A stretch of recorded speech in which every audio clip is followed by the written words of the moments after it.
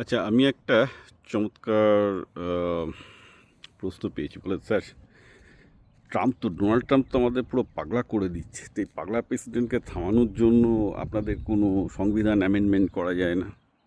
মানে American constitution তো আমি শুনেছি নাকি পৃথিবীর সেরা কনস্টিটিউশন। তো আমেরিকান কনস্টিটিউশনে কোনো প্রভিশন নেই ট্রাম্পকে তাড়ানোর? হ্যাঁ, ডেফিনিটলি আছে। 1967 এ এটা আমাদের 25th অ্যামেন্ডমেন্ট বলে ইউএস কনস্টিটিউশনে।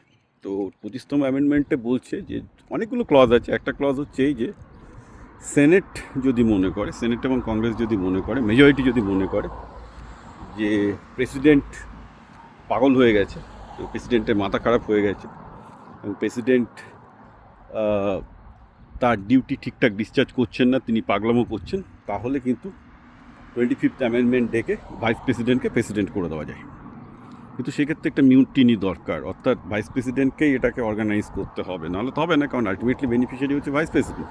কারণ এখানে সমস্যাটা হয়ে যায়। সমস্যাটা কি, যে রিপাবলিকান পার্টিতে টানবে না, আনবে তার অপোজিট পার্টি ডেমোক্র্যাটটা। যদি রিপাবলিকান পার্টির মধ্যে অনেকেই কয়েকজন শোরগোল তোলা শুরু করেছে যে তারা ডেমোক্র্যাটদের সাথে মিশে এটা আনবে, কিন্তু এখানে অন্য একটা প্রবলেম আছে। প্রবলেম হচ্ছে এখানে ভাইস প্রেসিডেন্টের ভেটো আছে, অর্থাৎ জেডি ভ্যান্স যদি ট্রাম্পের সাথে বিট্রে করেন তবে এটা পসিবল হবে। যে তিনি যদি বলেন যে না, কিন্তু একটা রিস্কি ব্যাপার, এটা একটা প্যালেস কু হচ্ছে, রাইট? কারণ একটা হোয়াইট হাউসের মধ্যে কু হচ্ছে। এবার যদি সেই কুতে ভ্যান্স হেরে যান, তাহলে ভ্যান্সকে ভাইস প্রেসিডেন্ট থেকে পদত্যাগ করে চলে আসতে হবে। তাছাড়া ট্রাম্পের তো এখন একটা সাপোর্ট বেস আছে, সেই সাপোর্ট বেসটা তো ভ্যান্সের দরকার।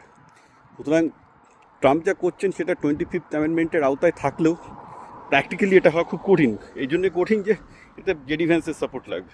JD Vance support most likely দিচ্ছেন না।